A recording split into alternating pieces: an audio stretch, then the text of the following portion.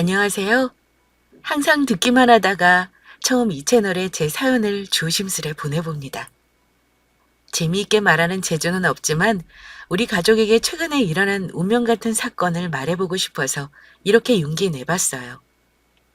저는 25살 미혼 여자이고 요양원에서 3교대로 근무하는 요양보호사입니다. 지역은 부산이에요. 보통 제 직업을 얘기하면 사람들이 좀 놀라는 경우가 많아요. 가장 큰 이유는 환자를 돌보는 그 힘든 일을 나이 어린 사람이 한다는 거에 대한 놀라움이겠죠.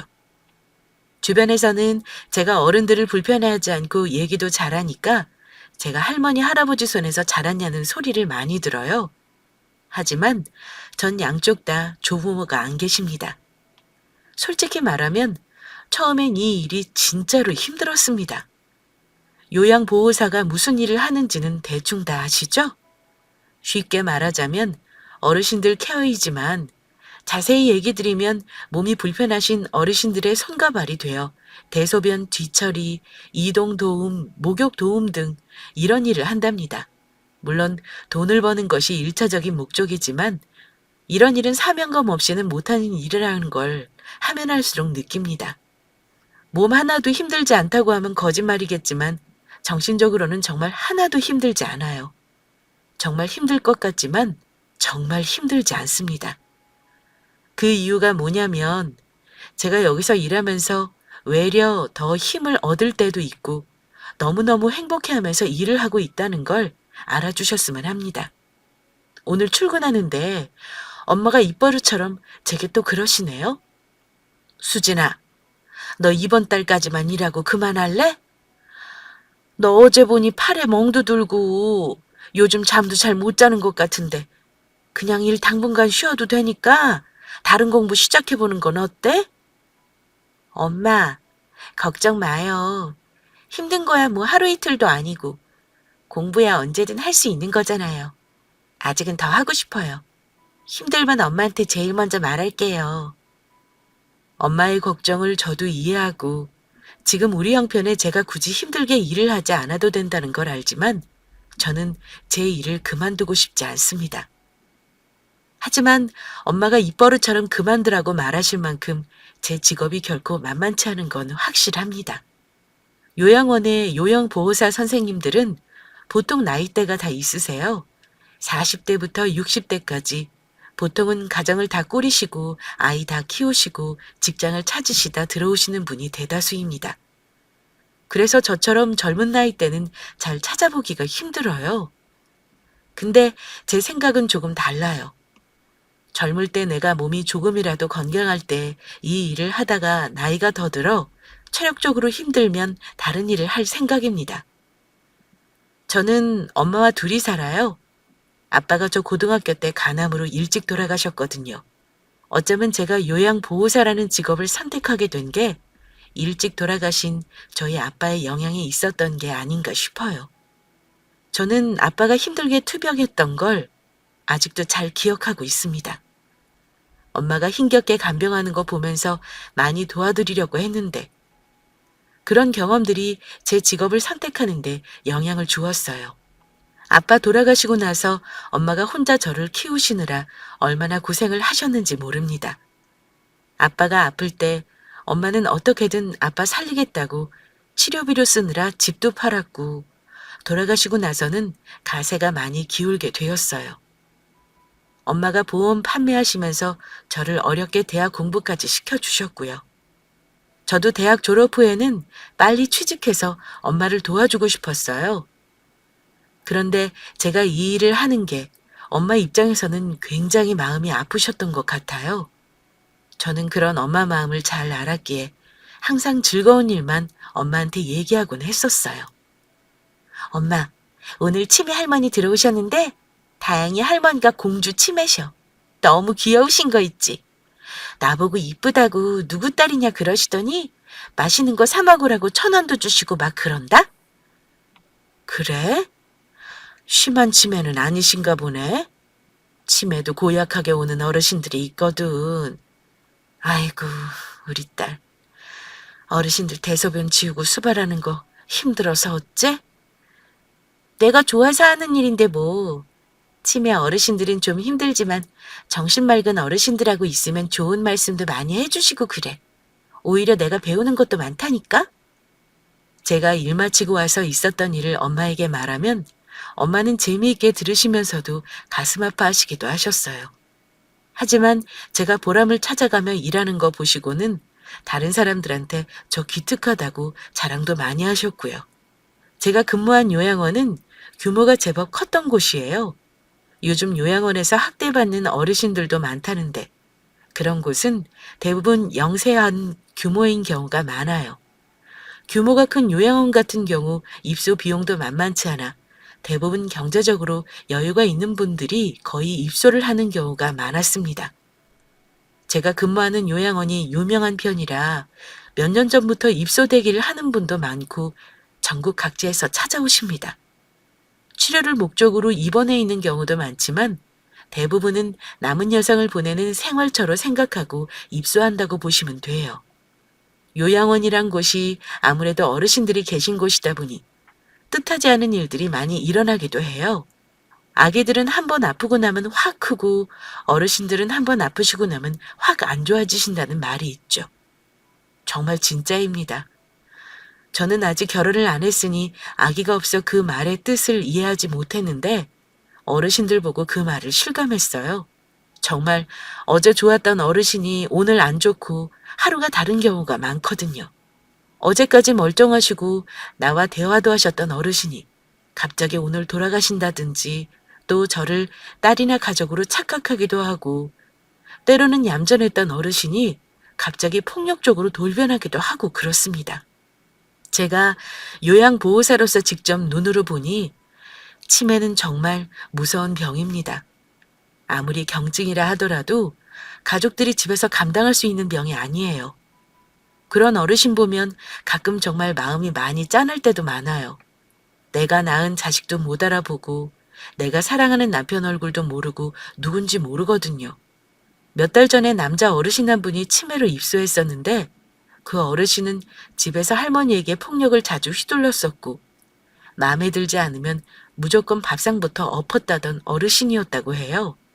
처음에는 근무하시는 선생님들한테도 장난이 아니었습니다. 너 인연 죽여버린단! 나 건들지 마! 하면서 난리치는 건 기본에 세상 처음으로 정말 그렇게 심한 욕 처음 들어봤었어요. 반면 멀쩡하실 때 성품이 온순하셨던 분들은 치매도 예쁘게 오는 것 같아요.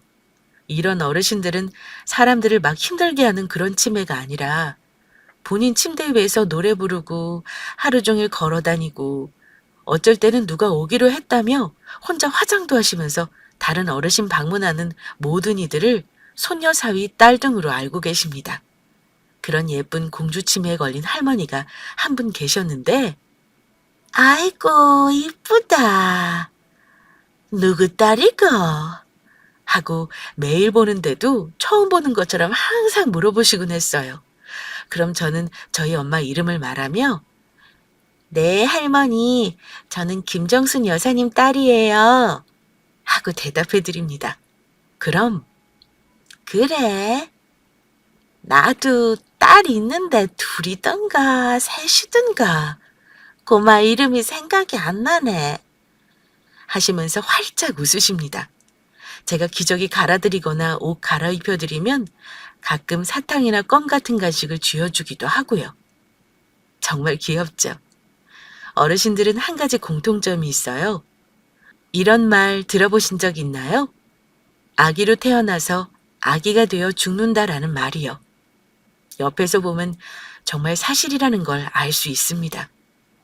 어르신들이 아기 같다는 게 아니라 뭔가 동심으로 돌아가는 과정이 있다고 해야 할까요? 그런 모습을 보고 있으면 젊은 저도 많은 생각을 하게 되고요. 어르신들의 죽음을 보면 그 앞에서 참 겸허해지기도 합니다. 저는 요양보호사로 근무한 지 2년밖에 안 된 햇병아리지만 제가 돌봐드렸던 어르신들은 아직 하나도 잊지 않고 기억이 생생하답니다. 저한테 따뜻하게 해주셨던 어르신의 경우 더욱 잊기가 힘들고요. 그러다가 제가 인생에서 가장 잊을 수 없게 된 어르신을 만나게 되었어요. 제가 한 1년쯤 일했을 때였는데요. 저희 신입으로 들어오셨어요. 그분은 75세셨는데 아내도 이미 돌아가시고 자식도 없다고 하시더라고요. 그 어르신이 처음 입사하실 때 동료 어르신이 이러시더군요. 오늘 새로 오신 할아버지 있지? 그분이 이 동네에서 아주 알아주는 부자라나 봐. 해운대 쪽에 아파트도 몇 채 있고. 왜 우리 다니는 병원 있잖아. 그 건물이 그 어르신 거라는 소문이 있어. 진짜 넘사벽이지? 근데 가족이 없으시다네? 네. 풍채도 좋으시고 보통 분 아니신 것 같던데. 안타깝네요. 아유, 그 많은 재산 있으면 뭐래? 다 늙어서 아프면 써보지도 못하고. 자식들이나 있으면 다행인데 참 안 됐어. 그렇지? 어르신 나름대로 생각이 있으시겠죠. 그런 소문을 들어서인지 뭔가 다른 분들과 풍기는 느낌이 다르기도 했어요. 처음 인상은 약간 무섭게 보이는 어르신이었는데요. 돌봐드리면서 보니 할아버지는 표정이 없으셔서 그렇지 엄청 유머러스하고 똑똑한 분이셨어요. 아프신 몸이지만 눈빛은 살아있다고 하면 이해하실까요? 교대 근무를 하니까 어느 날은 낮에 돌봐드리기도 하고 밤에 돌봐드리기도 하면서 할아버지와 자연스레 대화도 많이 하게 되었죠. 할아버지는 치매가 아니라 투병하시던 암과 노인성 질환으로 입소하신 분이셨기에 정신은 정말 말짱하셨는데요. 가끔 제 고민 같은 거 얘기하면 진짜 잘 들어주셨습니다. 본인의 경험이나 들은 얘기 주변 사람 얘기해주면서 교훈이나 진지한 얘기 해주시는데 진짜 하나같이 주옥 같은 말씀들이었어요. 거기서 일하는 다른 선생님들에게도 점잖게 대하시는 분이었는데 저한테는 유독 더 손녀한테 하듯 다정하신 할아버지셨습니다. 다들 그 어르신을 김 할아버지라고 불렀는데요. 김 할아버지는 종종 제 얼굴을 이상하리 마치 빤히 보시며 이렇게 말씀하시곤 하셨어요. 이 선생 보면 꼭 잊지도 않은 내 손녀 같아. 우리 딸이랑 너무 닮아서 볼 때마다 그런 생각이 들지 뭐야. 할아버지, 딸 있으세요? 지금 어디 계세요? 하고 물으니 할아버지가 슬픈 표정을 지으시면서 우리 딸, 내 마음속에 있지. 이러시는 겁니다. 저는 할아버지의 대답을 듣고 뭔가 사연이 있다는 걸 알고 더 이상은 묻지 않았고요. 그 뒤로 저는 왠지 모르게 할아버지에게 마음이 쓰이더라고요. 괜히 2번 들여다볼 거 3번, 4번씩 챙겨드리게 되고 그랬습니다. 한 번은 요양원에서 어르신들 생일 파티를 했는데요. 그달의 생신인 분들을 몰아서 하는데 마침 제게 잘해주시는 김할아버지도 생일을 맞으셨어요. 그런데 어르신들 생신잔치를 할 때면 얼마나 귀여우신지 모릅니다. 저희 요양원에서 생신상도 정성껏 차려드리지만 그날은 어르신들에게 노래방 기계를 틀어드리거든요. 그러면 중증 치매 어르신들이나 거동 불편한 어르신들 빼고는 정말 아이처럼 좋아하십니다. 돌아가면서 옛날 노래 한 곡씩 부르면서 신나는 노래에는 정말 자아를 놓고 춤을 추면서 신나게 노십니다. 생신잔치 하고 나면 어르신들 보호자분들이 보내신 선물을 저희가 전달해 드리는데요. 가족이 있는 어르신들은 가족이 보낸 선물을 받으시고 혼자 계시는 어르신들께서는 약소하게 요양원에서 선물을 준비해 드립니다. 생신잔치 앞두고 유독 가족이 없으신 김할아버지가 눈에 밟히길래 저도 조그만 선물을 따로 준비했었어요. 할아버지, 생신 축하드려요. 오래오래 건강하시고 행복하세요. 하고 제가 준비한 편지와 목을 감쌀 수 있는 머플러를 선물해 드렸는데 할아버지가 눈물까지 글썽이시며 좋아하시는 거예요. 정말 고마워요. 내가 이런 선물을 받아본 적이 없는데 나는 보답으로 뭘 줘야 하나? 이러시면서 주머니에 꼬깃꼬깃 접은 10,000원짜리 한 장을 건네주시는 겁니다. 저는 아니에요, 할아버지. 그냥 제 마음이니까 받아만 주세요. 정 마음이 불편하시면 할아버지도 노래 한 곡 불러주셔요. 하고 요청을 했어요. 할아버지는 제 말에 한박 웃음을 지으시더니 내가 젊을 적에 한 노래 한 건 또 어찌 알고 하면서 신나는 트로트를 부르시는 거예요. 같이 계시던 어르신들도 어깨춤까지 추시면서 즐거워하셨어요. 어떤 할아버지는 제 주머니에 1,000원짜리를 쓱 넣어주시면서 디비야, 깎아 사 먹어. 다른 사장이랑 놀고 그럼 다시는 안 올 거야. 이러십니다. 그 말에 다른 선생님들도 다 같이 빵 터졌고요. 요양원에서 지내는 게 사실은 편하지만은 않거든요. 치매 환자들이 많다 보니 스펙타클한 일들이 정말 많지만 가끔 저렇게 생신잔치나 소소한 이벤트를 통해 어르신들이 즐거워하는 걸 보면 참 보람을 느낍니다. 유독 저를 이뻐하셨던 김할아버지는 특히 화투 치는 걸 되게 좋아하셨어요. 그런데 화투는 혼자 치는 게 아니잖아요. 가끔 어르신들이 옹기종기 모여 화투를 치게 해드리는데 어르신들이 가지고 놀기 좋게 일반 작은 화투보다 두세 배 큰 손바닥만한 어르신용 화투가 있어요. 정말 신기한 게 치매가 있는 어르신도 이상하게 화투를 칠 때는 멀쩡한 어르신처럼 행동합니다. 김할아버지가 어르신들 중에서 제일 총기가 낭낭하시다 보니 거의 매일 이기는 걸 도맡아 하셨는데요. 가끔은 저도 같이 껴서 치곤 했어요. 치매 어르신들하고 놀면 정말 버라이어티한데요. 어르신들은 했던 거 또 하고 한 말 또 하고 본인이 했던 행동, 말을 기억 못하고 자꾸 반복하십니다. 그런데 제가 가끔 화투패를 유리하게 속여도 잘 모르십니다. 그런데 얼마나 또 기가 막히게 화투를 치시는지 가끔 제가 밑장 빼다가 걸리면 막 화를 내시면서 이러십니다. 젊은 사람이 할매를 속이면 못 써. 노인네들 속이면 천벌받아. 아유, 제가 뭘 속였다고 그러세요. 봐요, 봐요, 할머니. 제가 이겼죠? 하고 잡아떼면 방금 전까지 화내셔놓고 또 금방 까먹으십니다. 그런데 김할아버지는 제가 속임수 쓰는 거 다 보시면서도 껄껄 웃으시면서 즐거워하셨어요. 제가 막 할머니를 껴안고 애교 부리면서 손녀랑 화투 치는데 당연히 져주셔야지. 이러면 웃으면서 같이 껴안아 주십니다. 아이고, 그럼 우리 손녀인데 내가 져주고 말고 이러십니다. 제가 장난스럽게 그럼 손녀가 이겼으니까 용돈 좀 주셔야죠. 이러면 네 내 손녀 아니다. 저리 가라. 오늘 처음 보는 처자구만. 이러시면서 깔깔 웃으십니다. 제가 화투판에서 이기면 김할아버지는 당신이 이긴 것처럼 기뻐하시고 저한테 맛있는 거 사 먹으라고 용돈을 쥐어주시곤 했어요. 그럼 저는 할아버지 눈앞에서는 맛있는 거 사 먹을게요. 고맙습니다. 하고 넙죽 받았다가 나중에 슬쩍 할아버지 주머니에 다시 넣어드리곤 했습니다. 또 할아버지는 유머 감각도 있으신 분이셔서 제가 하는 장난에 가끔 맞장구도 쳐주셨는데요. 한 번은 치매 어르신 한 분이 복도에서 갑자기 혼자 허리 굽히고 바닥에서 막 뭘 줍고 계시는 거예요. 원래 치매 증상 중에 환청도 있고 환시가 있거든요. 환청은 이상한 소리 들리는 거고 환시는 헛것 보는 건데 그때 그 할머니는 환시 증상이 좀 심한 할머니셨어요. 하도 열심히 뭘 줍고 계시길래 제가 물어봤죠. 할머니, 여기서 뭐 줍고 계세요? 고사리가 천지 빽깔이다. 니도 얼른 주워, 응? 너무 많다, 너무. 집에 가서 말려놓아야지. 그 말에 저도 줍는 신용을 하는데 마침 옆에 김할아버지가 계시길래 그랬죠. 와, 할머니, 진짜 많네요. 이런 데를 어찌 찾았대요?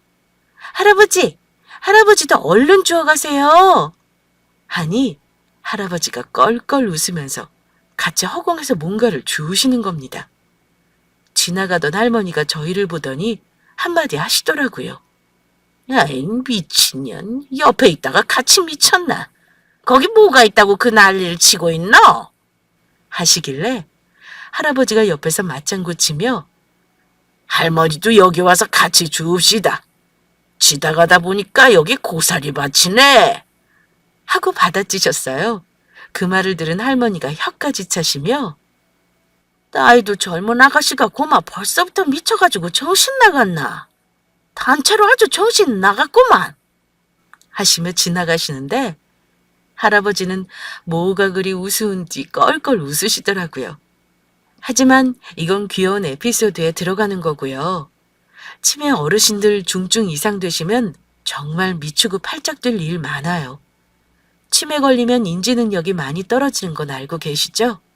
인지 능력 저하로 인해 저렇게 망상 증세도 생기고 또 심하게는 대소변 뒤처리가 스스로 안 되시고 그렇습니다. 처음에 저는 어르신들 대소변 뒤처리 해드리는 게 참 힘들었는데요. 막상 몇 달을 하다 보니 생각을 달리하니까 별거 아닌 부분이었어요.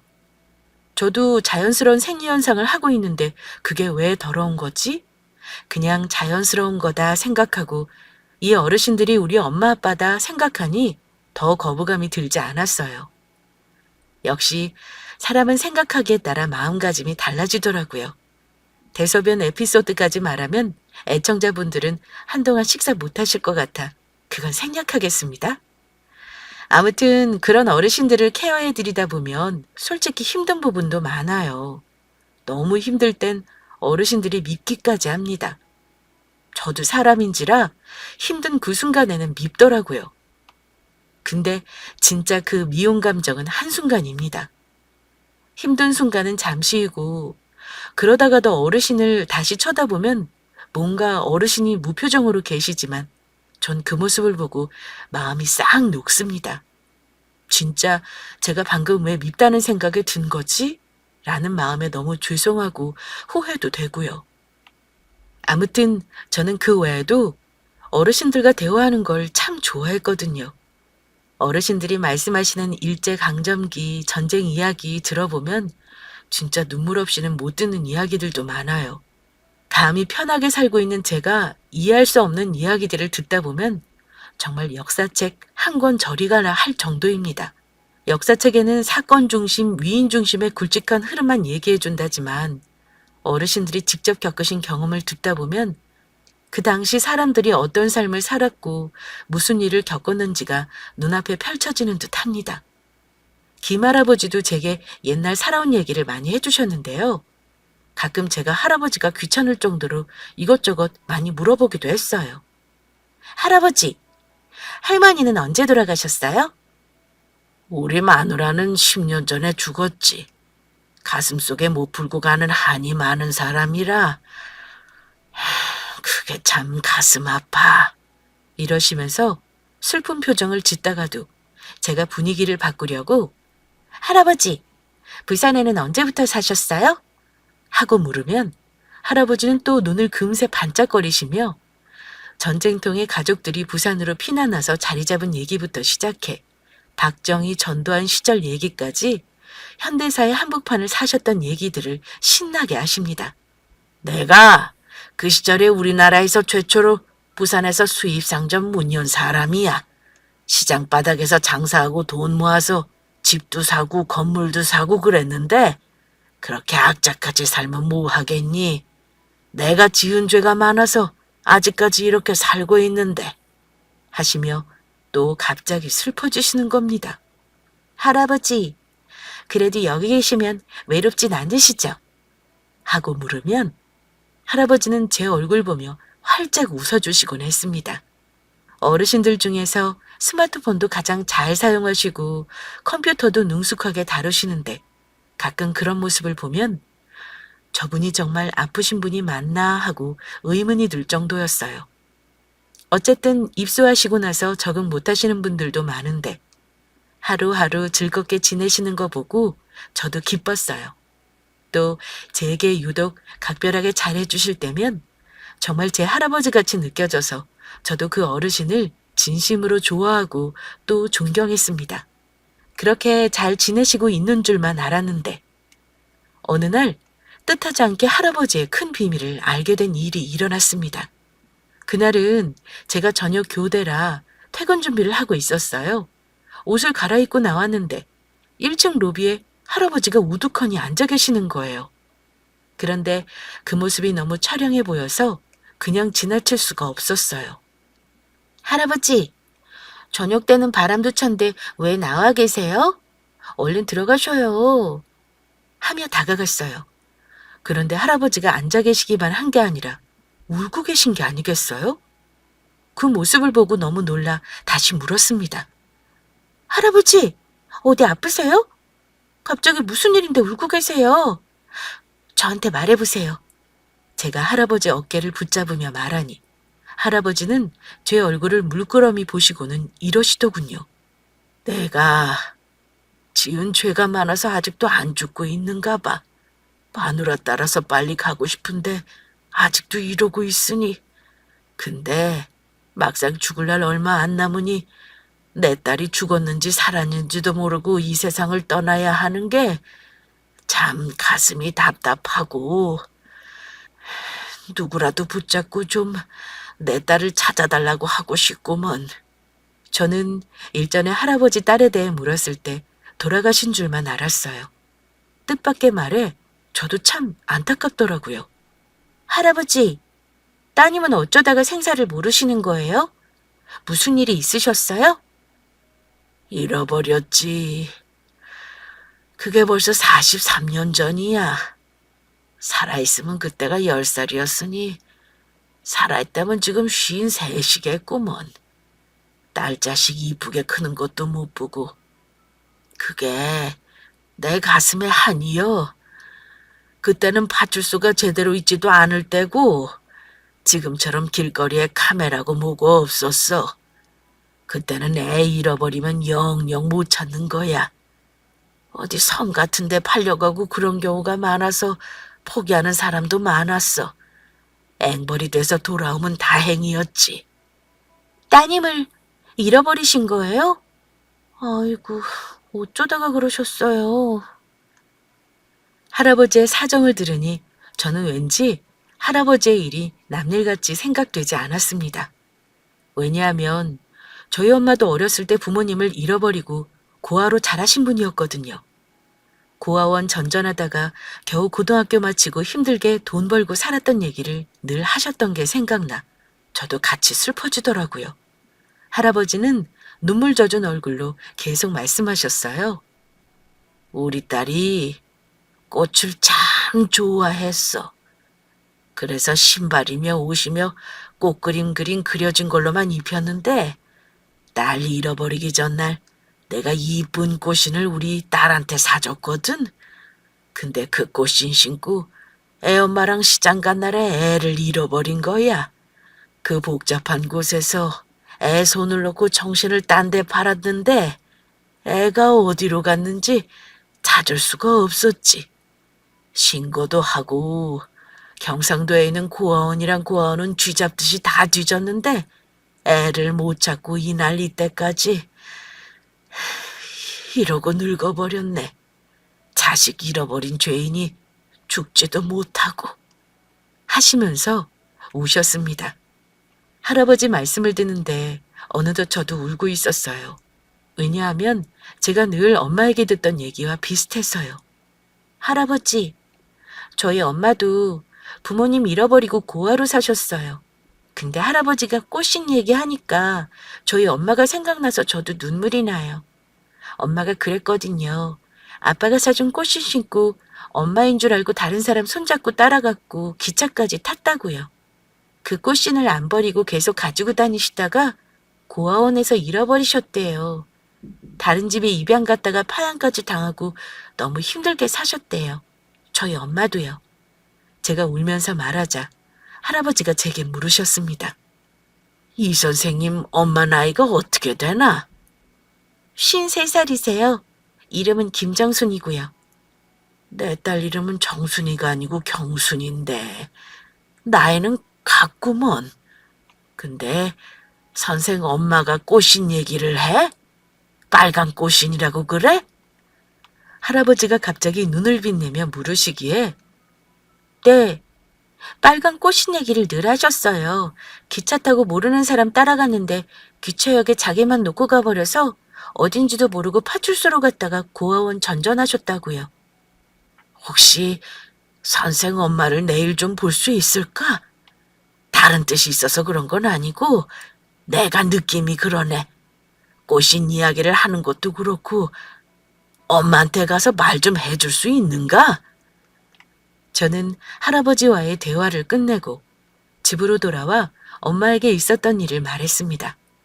엄마, 오늘 요양원에 김할아버지랑 말하다가 따님 얘기를 했는데 할아버지 따님이 죽은 게 아니라 어릴 때 잃어버리신 거래.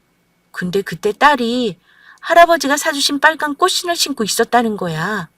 엄마, 뭔가 이상하지 않아?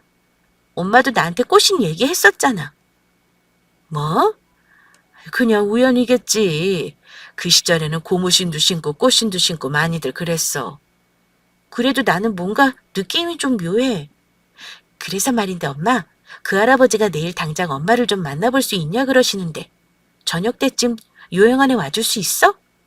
제 말에 엄마는 처음엔 황당하다는 반응을 보이셨지만 제가 할아버지와 나눴던 대화를 얘기하니 표정이 점점 진지해졌습니다. 그 당시에 엄마는 자기 이름을 정확히 기억하고 있는 건지도 확실치 않다고 했고요.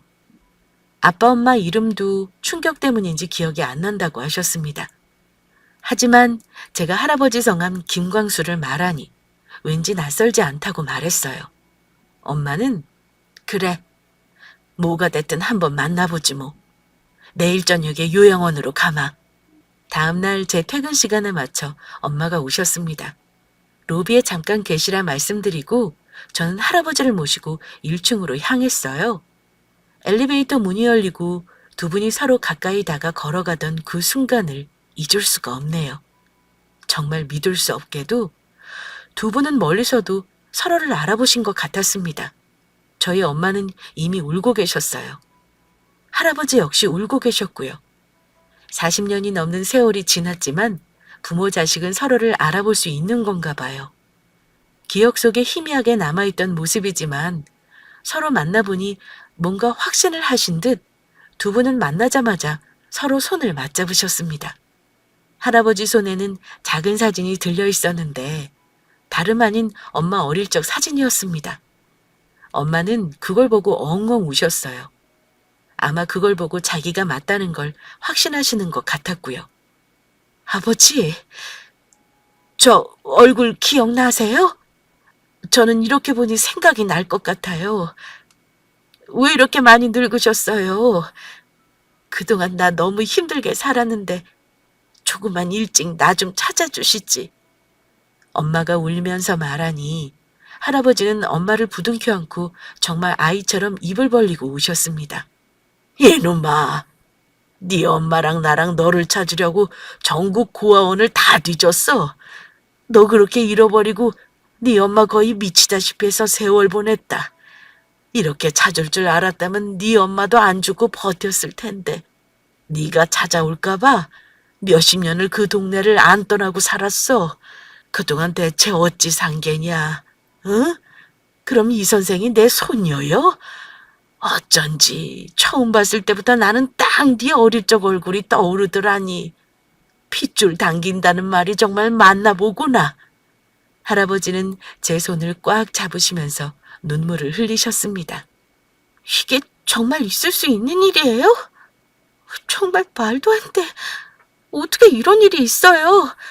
정말 내 할아버지 맞는 거예요, 엄마? 엄마는 말없이 고개를 끄덕거리며 우셨고 할아버지와 우리는 한참 동안 셋이 부둥켜 안고 있었어요. 아버지가 사주신 그 꽃신 안 잃어버리려고 안간힘을 썼는데 여기저기 고아원 옮겨 다니다가 잃어버렸어요. 제 이름도 정확히 기억 안 나는데 이상하게 그 꽃신은 몇십 년 동안 기억 속에 생생해서요. 입양 갔던 집에서 파양당하고 나서는 저 18살 때까지 고아원에 있으면서 정말 너무 힘들었어요.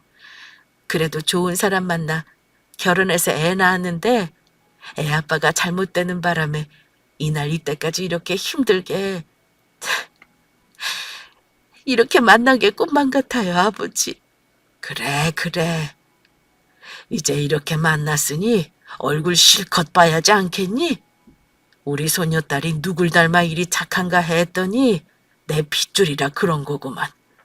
젊은 사람이 이런 일 하는 거 쉽지 않은 건데 이렇게 우리가 만나려고 그랬나 보다. 아이고, 이 기특한 것. 할아버지와 엄마는 한참 우시면서 엄마 얘기와 예전 살던 동네 얘기를 나누셨습니다. 엄마가 그때 다른 사람 치맛자락을 잡고 따라가지만 않았어도, 기차역에서 기차를 타지만 않았어도 이런 긴 세월을 건너뛰어서야 만나는 일은 없었을 텐데 너무나 안타까웠고 지나온 세월이 참 무정하고 슬펐습니다. 엄마가 젊었을 적 부산으로 돌아와 직장을 다니고 여기서 자리를 잡은 것이 하늘의 뜻이었나 싶었습니다. 저는 종교가 없지만 이런 믿을 수 없이 기적 같은 일을 겪고 나니까 정말 하느님의 뜻이라는 게 있는 건가 하는 생각도 들었고요. 그 후 형식적이지만 엄마와 할아버지는 유전작업사를 하셨고 일주일 후 정확히 친자가 맞다는 결과지를 받아보셨습니다. 제 삶도 그 뒤는 완전히 바뀌었어요. 저희 일이 동네에 소문이 나면서 지역 소식지에 사연이 실리기도 했고요. 무슨 일간지인지 신문사인지 인터뷰 요청도 받았지만 그건 거절했습니다. 엄마는 할아버지를 집으로 모시기를 원했습니다. 할아버지가 치매가 있는 분도 아니셨고 남은 여생은 가족들과 함께 보내기를 원하셨거든요. 아버지, 이제 요양원 계시지 말고 저희 집으로 가요. 제가 모실게요. 엄마 말에 할아버지는 처음에는 거절하셨습니다. 아무리 그래도 아픈 사람 집에서 돌보는 거 힘들어서 안 된다. 나는 걱정 말고 그냥 살던 대로 살면 되는 거야. 나는 이제 죽어도 더 이상 바랄 게 없는 거 알잖니? 그저 자주 와서 얼굴만 보여주면 된다. 하지만 엄마는 계속 고집을 부리셨어요. 남은 시간 정말 재미나게 지내자고 하고 싶은 거 다 하고 싶다고요. 결국 할아버지는 저희 집으로 모시게 되었는데 반년 정도를 같이 계시다가 병이 깊어지셔서 호스피스 요양원으로 다시 들어가게 되셨어요.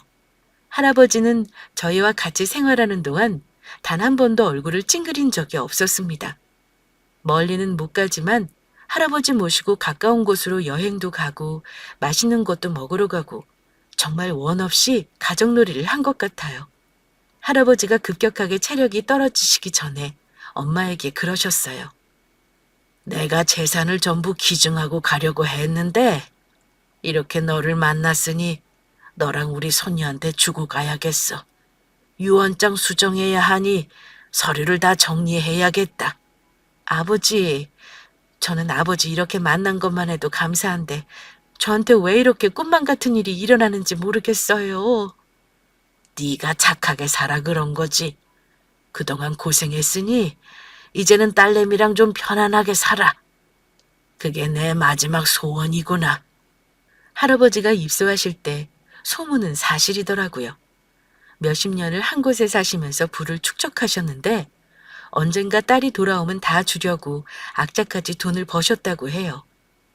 할아버지는 엄마를 잃어버리고 나서 자식도 더 안 낳으시고 엄마 찾는 것만 집중하셨다고 합니다. 할머니 역시 거의 정신이 나가다시피 한 채 몇십 년을 버티시다가 결국 10년 전에 중증으로 돌아가셨다고 합니다. 다른 가족이 없는 할아버지는 이미 유언장을 작성해 놓으셨는데 저에게 상속해주기 위해 전부 다시 정리하셨습니다. 할아버지를 만난 것도 신기하고 고마운데 재산까지 상속해 주신다니까 솔직히 좋았습니다. 누구보다 엄마가 힘들게 산 거 알고 있기에 저보다는 엄마가 편해진다는 생각이 기뻤어요. 호적 정리와 상속 정리를 끝마칠 때까지도 할아버지는 정신이 말짱하셨는데요. 노인분들은 지병이 있으시면 정말 한순간에도 확 안 좋아지시더라고요. 호스피스 요양병원에 들어가신 지 한 달도 안 되어서 할아버지가 많이 아프시다는 연락을 받고 엄마와 함께 할아버지를 보러 갔습니다. 엄마는 누워 계신 할아버지의 손을 잡고 우시면서 40년을 넘게 돌고 돌아 만났는데 이렇게 보내드릴 수가 없어요, 아버지. 저랑 우리 딸은 이제 어쩌나요? 아버지 보고 싶어서 어떻게 해요? 할아버지는 힘드시면서도 저와 엄마 손을 꼭 잡아주셨어요. 말씀하시는 게 힘든지 입술을 달싹거리셨지만 그게 무슨 말인지 저는 다 알 수 있었습니다. 할아버지, 그동안 애 많이 쓰셨어요. 저랑 엄마 걱정 마시고 이제 마음 편하게 가시면 돼요. 할아버지, 고맙고 사랑해요. 고생 많으셨어요. 엄마는 할아버지의 멀어지는 의식을 붙잡으려 하셨지만 저는 할아버지를 안심시켜드리고 편안히 보내드리고 싶었습니다. 할아버지는 제 얼굴을 한번 보시더니 이내 편안한 얼굴로 눈을 감으셨어요. 옆에 계시던 수녀님은 계속 기도를 해주셨는데 할아버지 눈 감겨드리면서 이제 마지막 여행 가셨다고 하시더라고요. 그제야 저도 참았던 울음이 터졌습니다. 그냥 할아버지도 너무 가엾고 엄마도 너무 가여웠어요. 1년만 일찍 만났더라면 추억을 더 많이 만들었을 텐데 할아버지가 조금만 버텨주셨다라면 얼마나 좋았을까. 많이 허락되지 않은 시간이 아쉽고 슬펐습니다. 그렇게 할아버지 보내드리고 1년이 지났습니다. 올 추석에 할아버지 모신 납골당에 인사드리러 엄마와 갈 계획이에요. 저는 아직도 요양보호사 일을 하고 있고요. 할아버지가 물려주신 재산의 일부는 엄마와 상의해 사회복지재단에 기부했습니다. 그게 맞는 일이라고 생각했어요. 엄마가 이제는 건강이 많이 안 좋아지셨는데 힘든 일을 안 해도 돼서 저는 너무 좋답니다. 이게 다 할아버지를 뒤늦게 만난 복이겠죠? 저는 이 일을 아직 5년 정도는 더 할 생각입니다. 아직까지는 너무 보람차고 재미있거든요. 일을 충분히 배우고 나중에 제 엄마가 나이가 드신다면 요양원이나 요양병원에 보내지 않고 제가 모시려고요. 그리고 제게 일어난 이 기적 같은 일을 잊지 않고 앞으로 저보다 힘들게 살아온 분들 도와주며 살겠습니다. 제 사연은 여기까지입니다. 감사합니다.